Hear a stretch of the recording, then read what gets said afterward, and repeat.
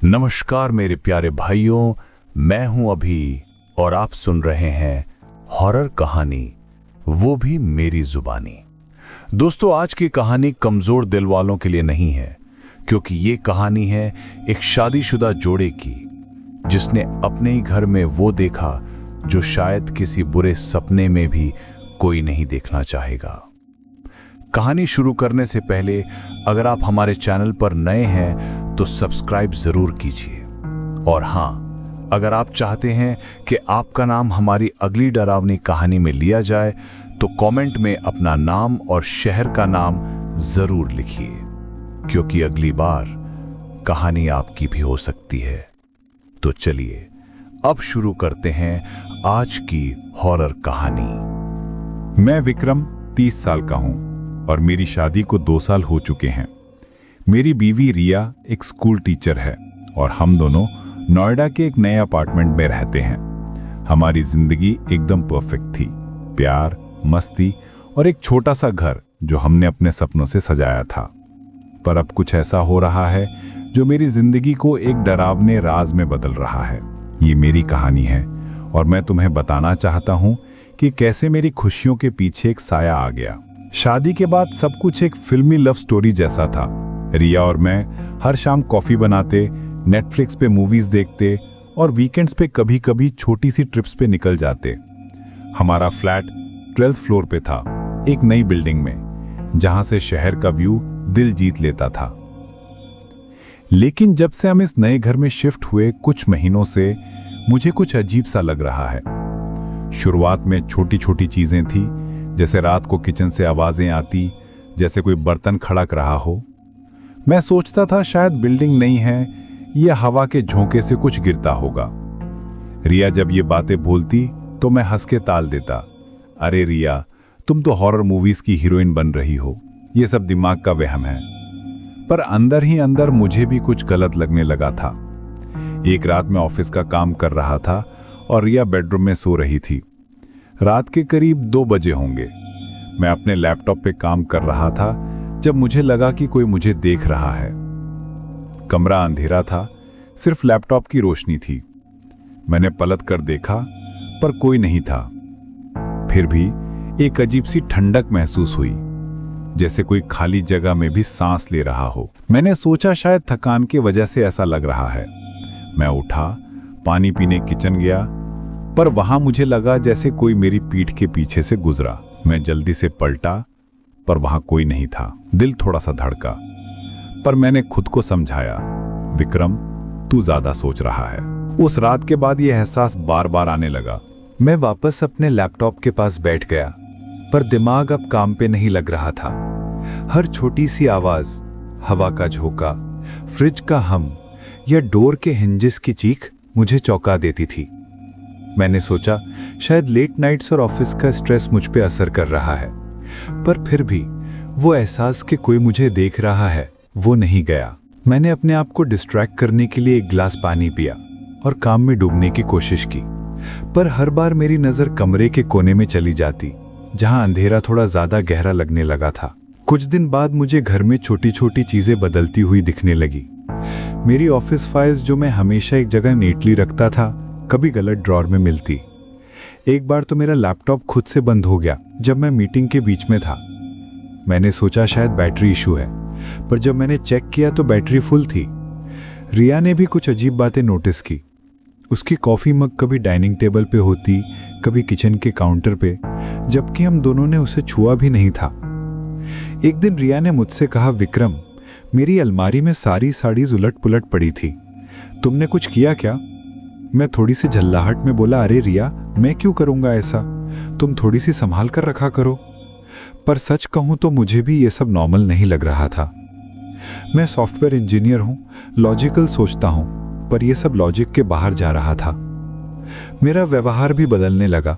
मैं चिड़चिड़ा सा रहने लगा और रात को नींद नहीं आती थी। कभी कभी मैं आधी रात को उठ जाता और बैल्कनी पे चला जाता बिना किसी वजह के।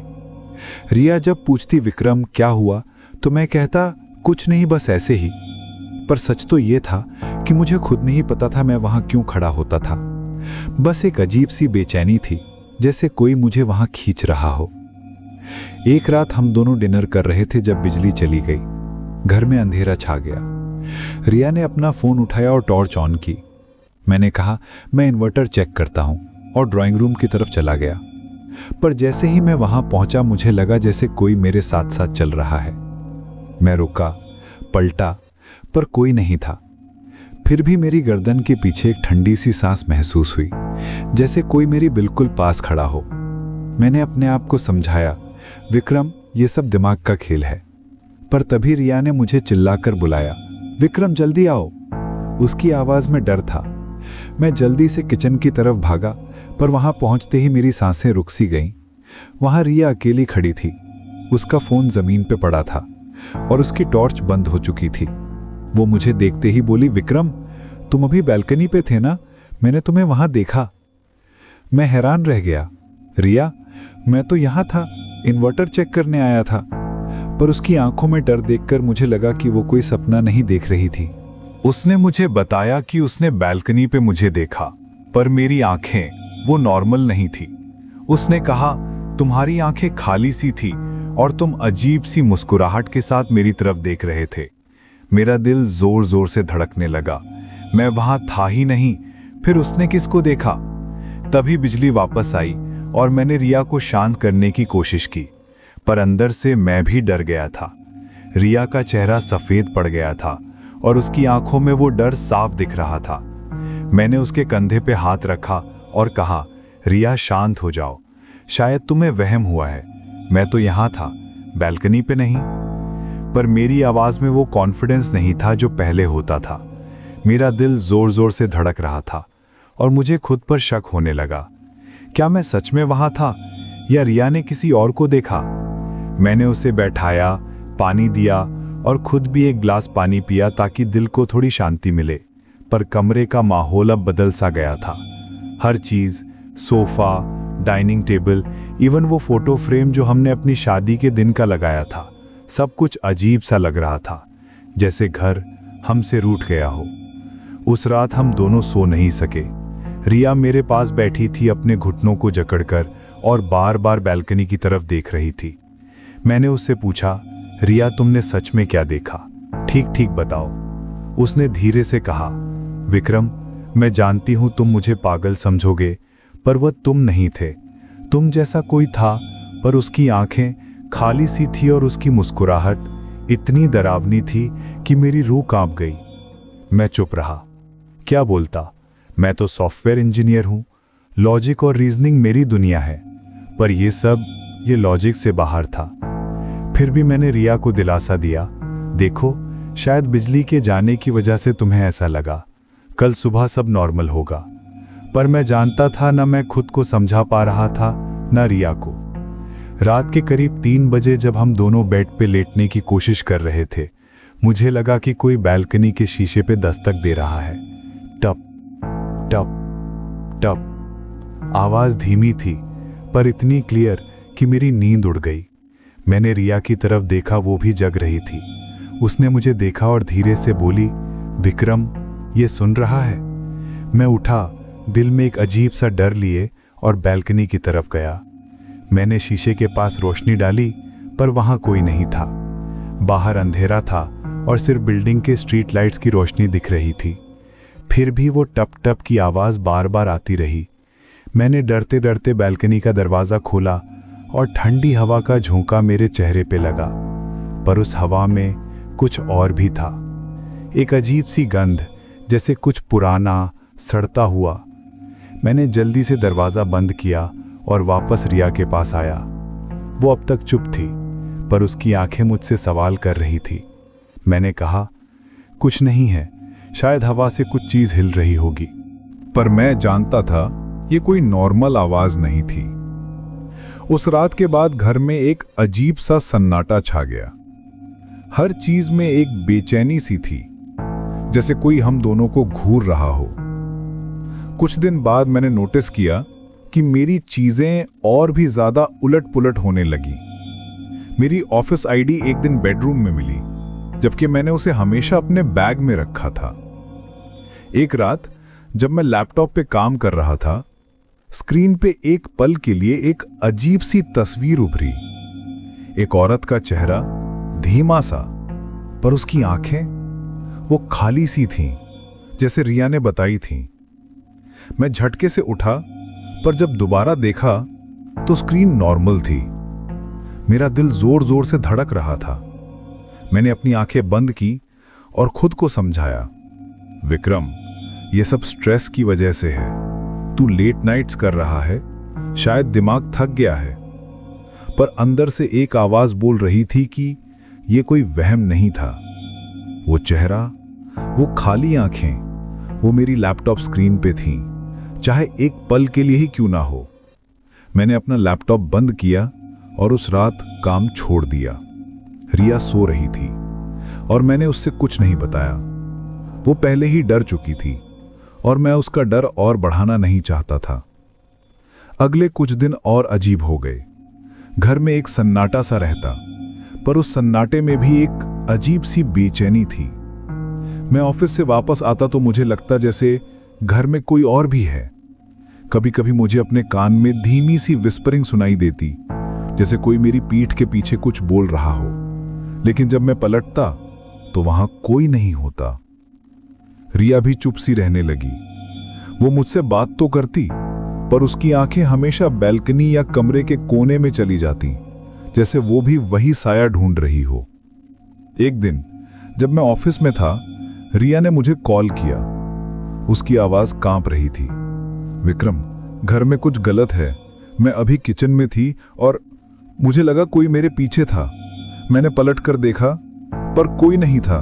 पर विक्रम, मुझे उसकी सांस महसूस हुई। मैंने उसे शांत करने की कोशिश की। रिया, रिलैक्स, मैं जल्दी घर आ रहा हूं। तुम दरवाजा लॉक करके बैठो। पर फोन बंद करते ही मुझ पर गुस्सा आया। मैं उसे शांत कैसे बोल सकता था जब मैं खुद ये सब समझ नहीं पा रहा था। उस रात जब मैं घर पहुंचा, रिया सोफे पे बैठी थी, अपने घुटनों को जकड़कर। उसका चेहरा देखते ही मुझे लगा कि वो कुछ छुपा रही है। मैंने पूछा, रिया क्या हुआ, सच बताओ। उसने धीरे से कहा, विक्रम, मैंने आज फिर से वही देखा। बैल्कनी पे एक साया, वो तुम जैसा लग रहा था, पर वो तुम नहीं थे। मैं चुप रहा। क्या बोलता? मेरी खुद की आंखों ने मुझे धोखा दिया था उस रात लैपटॉप पे, और अब रिया भी वही बात बोल रही थी। मैंने फैसला किया कि घर को चेक करना जरूरी है। मैंने टॉर्च उठाई और पूरा घर छान मारा, बेडरूम, किचन, बाथरूम, बैल्कनी, हर जगह, पर कुछ भी अजीब नहीं मिला। फिर भी जब मैं बालकनी पे गया, मुझे वही ठंडी हवा महसूस हुई और उसमें वही अजीब सी गंध थी, सड़ता हुआ, पुराना सा। मैंने दरवाजा बंद किया और रिया के पास वापस आया। कुछ नहीं रिया, शायद हम दोनों थक गए हैं, मैंने कहा, पर मेरी आवाज में कन्विक्शन नहीं था। अगली सुबह जब मैं ऑफिस के लिए तैयार हो रहा था, रिया एक खत लेकर आई। वो खत उसने मेरी अलमारी के पीछे से निकाला था। उस पे लिखा था, सुनीता, मुझे माफ कर दो। मैं जानता हूं मैंने गलत किया, पर वो साया मुझे छोड़ता नहीं। मैंने खत को बार बार पढ़ा, पर कुछ समझ नहीं आया। ये सुनीता कौन थी और ये खत हमारे घर में क्यों था? हम तो इस फ्लैट के पहले टेनेंट थे। बिल्डर ने खुद कहा था कि ये नया घर है, कोई पहले यहां नहीं रहा। रिया ने मुझसे पूछा, विक्रम, ये क्या है? क्या इस घर में पहले कोई और था? मैं चुप रहा, क्योंकि मेरे पास कोई जवाब नहीं था। पर मेरा दिमाग बोल रहा था कि ये साया, ये आवाजें, ये खत, सब कुछ एक बड़े राज का हिस्सा था, और वो राज शायद इस घर के अंदर ही छुपा था। मैंने रिया को देखा और उसकी आंखों में वही डर दिखा जो अब मुझ में भी घर कर रहा था। मैं जानता था कि यह सिर्फ शुरुआत थी। जो भी ये साया था, वो अब हम दोनों को अपनी छांव में ले रहा था, और मुझे लगा कि ये घर अब हमारा नहीं रहा। रिया का हाथ मेरी तरफ बढ़ा और उसने धीरे से कहा, विक्रम, हमें इस घर से निकल जाना चाहिए। उसकी आवाज में एक अजीब सी बेचैनी थी, जैसे वो खुद को समझा रही हो कि सब ठीक हो जाएगा। पर मैं जानता था निकल जाना इतना आसान नहीं था। ये घर, ये साया, जो भी था वो हमें छोड़ने वाला नहीं था। मैंने रिया को गले लगाया और कहा, देखेंगे रिया, कल सुबह बिल्डर से बात करते हैं। शायद ये खत किसी पुराने टेनेंट का है, पर अंदर से मुझे यकीन नहीं था कि बिल्डर के पास कोई जवाब होगा। उस रात हम दोनों एक दूसरे के पास लेटकर सोए, पर नींद किसी की आंखों में नहीं थी। हर छोटी सी आवाज, हवा का झोंका, पानी की बूंद टपकने की आवाज, सब कुछ एक डर बनकर दिल पे छा रहा था। मुझे बार बार वो खत याद आ रहा था, सुनीता, वो साया मुझे छोड़ता नहीं। ये शब्द मेरे दिमाग में गूंज रहे थे, जैसे कोई मुझे छेड़ रहा हो। अगली सुबह मैं ऑफिस नहीं गया। मैंने फैसला किया कि बिल्डर से बात करना जरूरी है, पर उससे पहले मैंने घर को एक बार फिर चेक करना चाहा। रिया किचन में कॉफी बना रही थी और मैं बेडरूम में गया। अलमारी के पीछे जहां से खत मिला था, मैंने टॉर्च की रोशनी से देखा। वहां एक छोटा सा निशान था, जैसे किसी ने दीवार पे कुछ खरोच दिया हो। मैंने पास से देखा, ये एक नाम था, सुनीता, और उसके नीचे एक अजीब सा सिंबल, जैसे कोई पुराना मंत्र या छोटा सा नक्शा। मेरा दिल धड़कने लगा। ये क्या था? मैंने अपना फोन निकाला और उसकी तस्वीर ली। तभी मुझे लगा जैसे कोई मेरे कान के पास सांस ले रहा है। मैं झटके से पलटा, पर वहां कोई नहीं था। फिर भी कमरे का माहौल ठंडा सा हो गया, जैसे कोई मुझे घूर रहा हो। मैंने जल्दी से अलमारी बंद की और रिया के पास वापस चला गया। रिया ने मुझे देखा और पूछा, क्या हुआ विक्रम, तुम इतने डर क्यों रहे हो? मैंने उससे वो सिंबल और नाम के बारे में बताया। उसका चेहरा और सफ़ेद हो गया। विक्रम, ये घर, ये हमें छोड़ने वाला नहीं है, उसने धीरे से कहा। मैंने उसे चुप कराया, पर मेरा दिमाग एक ही सवाल से जूझ रहा था, ये सुनीता कौन थी और उसका इस घर से क्या रिश्ता था? मैं और रिया उसी दिन बिल्डर के ऑफिस गए। वो एक मिडिल एज्ड आदमी था जिसका नाम मिस्टर शर्मा था। मैंने उससे सीधा सवाल किया, ये फ्लैट नया था ना, कोई पहले यहाँ रहता था क्या? शर्मा जी ने हंसते हुए कहा, अरे विक्रम जी, ये बिल्डिंग बिल्कुल नई है, आप ही इस फ्लैट के पहले टेनेंट हैं।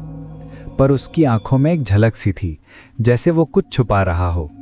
मैंने खत का जिक्र किया, पर उसने बात टाल दी। शायद कोई वर्कर का खत रह गया होगा, आप टेंशन मत लो। वापस घर आते वक्त रिया चुप थी। मैंने उससे पूछा, क्या सोच रही हो? उसने धीरे से कहा, विक्रम, मुझे लगा शर्मा जी झूठ बोल रहे थे, उनकी आंखें, वो कुछ छुपा रहे हैं। मैं चुप रहा, क्योंकि मुझे भी यही लगा था। उस रात जब हम घर वापस आए, घर में एक अजीब सी खामोशी थी। मैंने टीवी ऑन किया ताकि थोड़ी नॉर्मल सी फील हो, पर टीवी खुद से बंद हो गया। मैंने दोबारा ट्राई किया, पर हर बार वही होता। स्क्रीन पे एक पल के लिए वही चेहरा दिखता, वही खाली आंखें, और फिर स्क्रीन बंद। रिया ने मेरी तरफ देखा और कहा, विक्रम, ये घर हमें रहने नहीं देगा। तभी मुझे बैल्कनी से वही टप टप की आवाज आई। मैंने रिया को देखा और उसकी आंखों में वही डर था जो अब मुझ में भी घर कर चुका था। मैंने टॉर्च उठाई और बैल्कनी की तरफ बढ़ा, पर अंदर से एक आवाज मुझे रोक रही थी। फिर भी मैंने दरवाजा खोला और वहां एक साया खड़ा था। ये रिया जैसा लग रहा था, पर उसकी आंखें वो खाली थीं और उसके चेहरे पे एक तीखी सी मुस्कुराहट थी। मैं चिल्लाया, रिया! पर जब मैंने पीछे देखा, रिया तो बेडरूम में थी, मुझे डर से देख रही थी। विक्रम, क्या हुआ? उसने पूछा। मैंने बैल्कनी की तरफ इशारा किया, पर वहां अब कोई नहीं था, पर उस ठंडी हवा में वही गंध थी। और अब मुझे यकीन हो चुका था, ये घर हमारा नहीं था, ये किसी और का था, शायद सुनीता का। वो रात मेरी जिंदगी की सबसे लंबी रात थी। रिया मेरे पास लेटी हुई थी, पर उसकी सांसें धीमी नहीं थी, वो भी जग रही थी, और मैं जानता था कि वो भी उतना ही डर रही थी जितना मैं। वो खत जो अलमारी के पीछे से मिला था, अब भी मेरी जेब में था। सुनीता, मुझे माफ कर दो, मैं जानता हूं मैंने गलत किया, पर वो साया मुझे छोड़ता नहीं। ये शब्द मेरे दिमाग में बार बार गूंज रहे थे, जैसे कोई मुझे छेड़ रहा हो। मैं उठा और चुपके से बालकनी की तरफ गया। वहां वही ठंडी हवा थी और उसमें वही सड़ती हुई गंध। मैं जानता था, मुझे सुनीता के बारे में सच जानना था, वरना ये घर हमें कभी चैन से जीने नहीं देगा। अगली सुबह मैंने और रिया ने फैसला किया कि हमें इस घर का सच पता करना होगा। मैंने बिल्डर मिस्टर शर्मा को कॉल किया, पर उसका फोन बंद था। रिया ने कहा, विक्रम, मुझे लगता है वो हमसे कुछ छुपा रहा है, हमें खुद पता लगाना होगा। मैंने उसे देखा और सोचा, शायद वो सही है। हमने बिल्डिंग के वॉचमैन रामू काका से बात करने का फैसला किया। वो इस बिल्डिंग में शुरुआत से काम कर रहा था, शायद उसे कुछ पता हो। रामू काका के पास जब हम गए, वो थोड़ा घबराया सा लगा। मैंने उससे खत के बारे में पूछा और सुनीता का नाम लिया। उसके चेहरे का रंग उड़ गया। साहब, आपको ये खत कहाँ मिला? उसने कांपते हुए पूछा। मैंने कहा, हमारे फ्लैट में अलमारी के पीछे। रामू काका ने एक लंबी सांस ली और बोला, साहब, मैंने सोचा था ये बात कभी नहीं खुलनी चाहिए, पर अब लगता है आपको बताना पड़ेगा।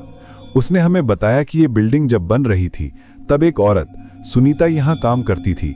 वो एक मजदूर थी जो अपने छोटे से बेटे के साथ रहती थी। सुनीता के पति ने उसे छोड़ दिया था और वो अकेले अपने बेटे को पाल रही थी। पर एक दिन कंस्ट्रक्शन साइट पे एक हादसा हुआ। एक बड़ा सा सीमेंट का स्लैब गिर गया और सुनीता उसके नीचे दब गई। वो वहीं मर गई। रामू काका ने धीरे से कहा, साहब, उसके बाद से लोग कहते हैं कि सुनीता का साया यहाँ भटकता है। वो अपने बेटे को ढूंढ रही है जो उस हादसे के बाद गायब हो गया था। रिया ने डर से मेरा हाथ पकड़ लिया। मैंने पूछा, रामू काका, ये खत किसका है केर? उसने कहा, शायद किसी काम वाले का जो सुनीता के साथ था। लोग कहते हैं कि उस हादसे के पहले सुनीता बहुत परेशान थी। वो बोलती थी कि कोई साया उसका पीछा कर रहा है। उसे रात को आवाजें सुनाई देती थी। ये सुनते ही मेरी गर्दन के पीछे एक ठंडक सी दौड़ गई। क्या वही साया अब हमें भी परेशान कर रहा था? वापस घर आकर रिया और मैं दोनों चुप थे। सुनीता की कहानी ने हमें और डरा दिया था। मैंने सोचा, शायद ये सब मन का वहम है, पर घर का माहौल अब और भारी लगने लगा। रात को जब हम डिनर कर रहे थे, मुझे लगा जैसे कोई बालकनी के शीशे पर खरोंच रहा है। मैंने रिया की तरफ देखा और उसने भी वही आवाज सुनी। मैं उठा, टॉर्च ली और बालकनी की तरफ गया। वहां कुछ नहीं था, पर शीशे पर एक अजीब सा निशान था, वही सिंबल जो मैंने अलमारी के पीछे देखा था। मैंने रिया को बुलाया और जब उसने वो सिंबल देखा, उसकी आंखें डर से भर आई।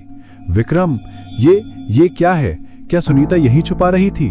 मैंने उसे शांत किया, पर मेरा दिमाग खुद जवाब ढूंढ रहा था।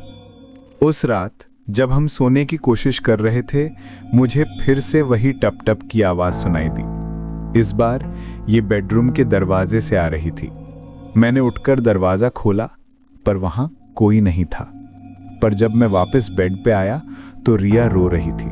उसने कहा, विक्रम, मैंने अभी देखा एक औरत का साया, वो बेड के पास खड़ी थी।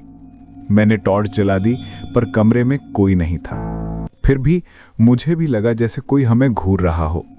कमरे में वही ठंडी हवा थी और उसमें वही सड़ती हुई गंध। मैंने रिया को अपने पास खींच लिया और कहा, रिया, हम कल ही इस घर से निकल जाएंगे। पर अंदर से मुझे लग रहा था कि ये साया हमें इतनी आसानी से जाने नहीं देगा। अगली सुबह मैंने अपना लैपटॉप खोला ताकि बिल्डर का नंबर ढूंढ सकूं। पर जब मैंने स्क्रीन ऑन की तो वहां एक फाइल थी जो मैंने कभी सेव नहीं की थी। फाइल का नाम था सुनीता। मैंने डरते डरते फाइल खोली और उसमें एक पुरानी तस्वीर थी। एक औरत, शायद 30-35 साल की, अपने छोटे बेटे के साथ खड़ी थी। उसके चेहरे पे एक डर था, जैसे वो जानती हो कि कोई उसके पीछे है। पर तस्वीर के बैकग्राउंड में एक साया सा दिख रहा था, एक अजीब सी शक्ल जिसकी आंखें खाली सी थी। मैंने लैपटॉप बंद किया और रिया को बुलाया। जब उसने तस्वीर देखी, वो चिल्लाई, विक्रम, ये वही चेहरा है जो मैंने बैल्कनी पे देखा। मेरा दिल धड़कने लगा। ये साया, क्या ये सुनीता थी या कुछ और वो हमसे क्या चाहता था? मैंने फैसला किया कि मुझे इस घर का सच खुद ढूंढना होगा, चाहे कितना भी डर क्यों ना हो। उसी दिन शाम को जब मैं और रिया घर में बैठकर प्लान बना रहे थे कि क्या करना है, बिजली फिर से चली गई। अंधेरे में मुझे लगा जैसे कोई कमरे के कोने में खड़ा है। मैंने रिया का हाथ पकड़ा और तभी मुझे वही आवाज सुनाई दी, सुनीता। ये आवाज मेरे कान में धीरे से आई, पर इस बार ये मेरी आवाज जैसी थी। रिया ने मुझे डर से देखा और कहा, विक्रम, तुमने अभी क्या कहा? मैंने कहा, मैंने कुछ नहीं कहा। पर उसकी आंखों में डर देखकर मुझे लगा कि ये साया अब सिर्फ घर में नहीं, हमारे अंदर भी घुस रहा था। मेरा दिल एक पल के लिए रुक सा गया। मैं झटके से बाथरूम की तरफ भागा और आईने में अपना चेहरा देखा। मेरी आंखें वो सच में अजीब सी लग रही थी। उनमें वो चमक नहीं थी जो पहले होती थी। वो खाली सी थी, जैसे कोई मुझ में नहीं किसी और के अंदर झांक रहा हो। मैंने अपना चेहरा पानी से धोया और जब दोबारा देखा तो सब नॉर्मल लगा, पर रिया का डर मेरे दिल में घर कर गया। क्या मैं सच में बदल रहा था या ये साया मुझे अपने अंदर खींच रहा था? रिया अब भी कमरे के कोने में खड़ी थी, रो रही थी। मैंने उसके पास जाते हुए कहा, रिया, मैं ठीक हूं। शायद ये सब स्ट्रेस की वजह से है, पर वो मुझे घूर रही थी, जैसे मुझ पर भरोसा नहीं कर रही हो। विक्रम, तू वो नहीं था अभी। तेरी आंखें वो सुनीता जैसी थी। उसके शब्द मेरे कान में गूंज गए और मुझे वो वीडियो याद आ गया, सुनीता का बेटा और उसके पीछे वाला साया जो मेरी शक्ल जैसा था। उस रात मैंने फैसला किया कि हमें इस घर से निकलना होगा, चाहे कुछ भी हो जाए। पर उससे पहले मुझे सुनीता के राज का अंत करना था। मैंने लैपटॉप उठाया और वो वीडियो को दोबारा खोलने की कोशिश की, पर वो फाइल अब गायब थी। मैंने पूरा लैपटॉप छान मारा, पर कुछ नहीं मिला। तभी मुझे याद आया वो सिंबल जो अलमारी के पीछे था और उसके पास लिखा हुआ, मुझे छोड़ो। मैंने रिया से कहा, हमें उस सिंबल का मतलब पता करना होगा, शायद ये सुनीता का कोई संदेश है। रिया ने ना में सिर हिलाया। विक्रम, हमें ये सब छोड़कर निकल जाना चाहिए, ये घर हमें बर्बाद कर देगा। पर मैं जानता था कि निकल जाना जवाब नहीं था। ये साया हमारा पीछा छोड़ने वाला नहीं था। मैंने एक पुराने दोस्त रोहन को कॉल किया, जो ऑकल्ट और पैरानॉर्मल चीजों का शौक रखता था। मैंने उससे वो सिंबल की तस्वीर भेजी और सुनीता की कहानी बताई। उसने कहा, विक्रम, ये सिंबल कोई पुराना मंत्र लगता है, शायद किसी रूह को बांधने या छोड़ने के लिए। तुम्हें इस घर का हिस्ट्री चेक करना होगा और अपना ख्याल रखना, ये साया शायद सिर्फ सुनीता का नहीं है। रोहन की बात ने मुझे और परेशान कर दिया। क्या ये साया सुनीता का नहीं बल्कि किसी और का था, या सुनीता खुद इस साये का शिकार थी? अगली सुबह मैंने और रिया ने बिल्डिंग के बेसमेंट में जाना फैसला किया। रामू काका ने बताया था कि वहां पुराने कंस्ट्रक्शन के रिकॉर्ड्स रखे होते हैं। हम दोनों टॉर्च और फोन लेके बेसमेंट गए। वहां का माहौल इतना ठंडा और भीगा हुआ था कि मेरी रूह कांप गई। पुराने फाइल्स और पेपर्स के ढेर के बीच हमें एक पुराना रजिस्टर मिला, जिसमें कंस्ट्रक्शन वर्कर्स के नाम लिखे थे। उसमें सुनीता का नाम था और उसके साथ एक नोट, एक्सीडेंट के बाद उसका बेटा गायब, पुलिस ने केस बंद कर दिया। पर रजिस्टर के आखिरी पेज पर एक और चीज थी, एक खत जो किसी अर्जुन के नाम से लिखा गया था। उसमें लिखा था, सुनीता, मैंने तुझे बताया था कि उस साये से दूर रहो, पर तूने मेरी नहीं सुनी। अब वो मुझे भी नहीं छोड़ता। ये अर्जुन कौन था और ये साया क्या था जो सुनीता और अर्जुन दोनों के पीछे था? जब हम वापस फ्लैट में आए तो घर का माहौल और भारी लगा। रिया ने मुझसे कहा, विक्रम, मुझे लगता है ये साया सुनीता का नहीं किसी और का है। सुनीता शायद इसकी शिकार थी और अब वो हमें अपनी मदद के लिए बुला रही है। मैंने उसकी बात सुनी, पर मेरा दिमाग अभी भी उस वीडियो के साये पे अटका था, वो साया जो मेरी शक्ल जैसा था। उस रात जब हम सोने की कोशिश कर रहे थे, मुझे फिर से वही टप टप की आवाज़ सुनाई दी। इस बार ये अलमारी से आ रही थी। मैंने रिया को जगाया और हम दोनों धीरे से अलमारी के पास गए।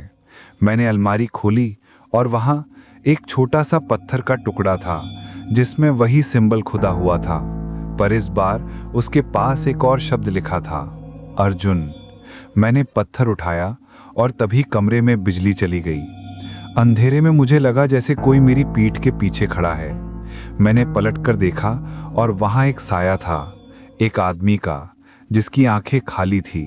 उसने धीरे से कहा, विक्रम, तुम मेरी जगह ले रहे हो। उसकी आवाज मेरी आवाज जैसी थी, पर उसमें एक गहरा दर्द था। रिया चिल्लाई और मैंने टॉर्च जला दी, पर साया गायब हो चुका था।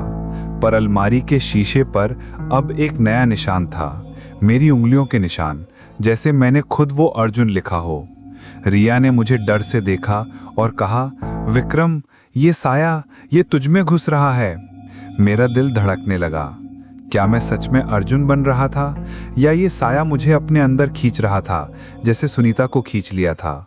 उस रात के बाद मुझे लगा जैसे मेरा दिमाग दो हिस्सों में बट गया हो।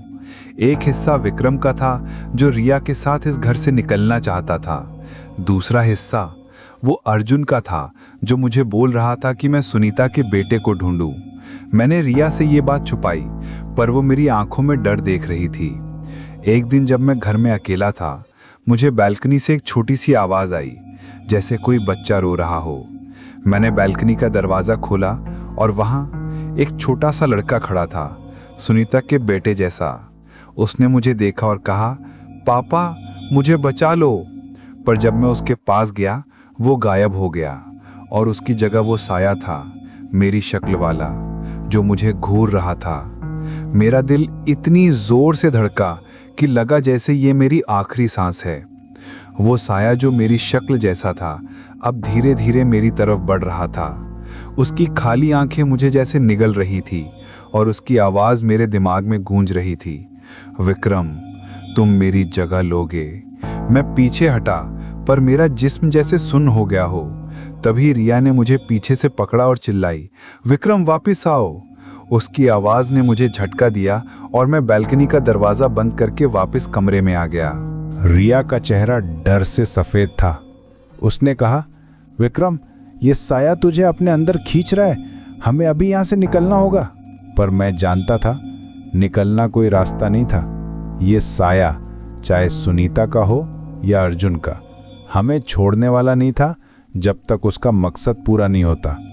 मैंने रिया को देखा और कहा, रिया हमें इस साये का सामना करना होगा, सुनीता और उसके बेटे का सच जानना होगा, वरना ये हमें कभी चैन नहीं देगा। मैंने अपने दोस्त रोहन को कॉल किया, जिसे मैंने पहले उस सिंबल की तस्वीर भेजी थी। उसने मुझे बताया कि वो सिंबल एक पुराने मंत्र का हिस्सा है जो रूहों को बांधने या छोड़ने के लिए इस्तेमाल होता है। उसने कहा, विक्रम ये साया शायद सुनीता का नहीं, अर्जुन का है। सुनीता का एक्सीडेंट कोई हादसा नहीं था, शायद अर्जुन ने कुछ गलत किया और उसकी वजह से सुनीता और उसका बेटा मर गए। वो साया अब तुझ में अपना बदला पूरा करना चाहता है। रोहन ने मुझे एक पंडित का नंबर दिया जो ऐसी चीज़ों में माहिर था। मैंने उस पंडित को घर बुलाया। पंडित जी एक बूढ़े आदमी जिन्होंने घर में घुसने से पहले ही कहा, इस घर में एक बहुत बड़ी ताकत है, ये साया किसी के गुस्से का रूप है। उन्होंने हमें बताया कि सुनीता का बेटा उस एक्सीडेंट में नहीं मरा था, वो जिंदा था, पर अर्जुन ने उसे छुपा दिया था। अर्जुन जो सुनीता का साथी था कंस्ट्रक्शन साइट पे, उसने सुनीता के साथ धोखा किया था। उसने सुनीता को स्लैब के नीचे जानबूझकर मरने दिया क्योंकि वो उसके रास्ते में थी। पर सुनीता की रूह उसे कभी माफ नहीं किया और अर्जुन का साया अब उस घर में बंद गया था। पंडित जी ने कहा, ये साया अब तुम में घुस रहा है विक्रम, क्योंकि तुम अर्जुन जैसा दिखते हो। वो तुम्हें अपना बदला पूरा करने के लिए इस्तेमाल करना चाहता है। रिया ने रोना शुरू कर दिया और मैंने पंडित जी से पूछा, हमें क्या करना होगा? उन्होंने कहा, हमें सुनीता के बेटे का पता लगाना होगा। वो जिंदा है और अगर हम उसे यहाँ ला सके तो सुनीता की रूह शांत हो सकती है। मैंने और रिया ने मिलकर सुनीता के बेटे का पता लगाना शुरू किया। रामू काका और मोहन के जरिए हमें पता चला कि सुनीता का बेटा जो अब 10 साल का होगा शायद एक अनाथालय में है। हम उस अनाथालय गए और वहाँ हमें एक लड़का मिला, समीर। वो सुनीता जैसा दिखता था और जब मैंने उससे अपनी और सुनीता की तस्वीर दिखाई, उसकी आंखें भर आई। उसने कहा, ये मेरी माँ थी, पर वो मुझे छोड़कर चली गई। हम समीर को अपने घर ले आए। पंडित जी ने एक छोटा सा पूजा का आयोजन किया जिसमें वो सिंबल और मंत्र का इस्तेमाल हुआ। पूजा के दौरान घर का माहौल बदल गया। ठंडी हवा और तेज हो गई और अलमारी के शीशे पे वही साया दोबारा दिखा, अर्जुन का साया। उसने मुझे घूरा और कहा, तुम मुझे रोक नहीं सकते। पर समीर ने आगे बढ़कर कहा, मेरी माँ को छोड़ दो। तभी एक और साया उभरा, सुनीता का। उसने समीर को देखा और उसकी आंखें आंसुओं से भर गई।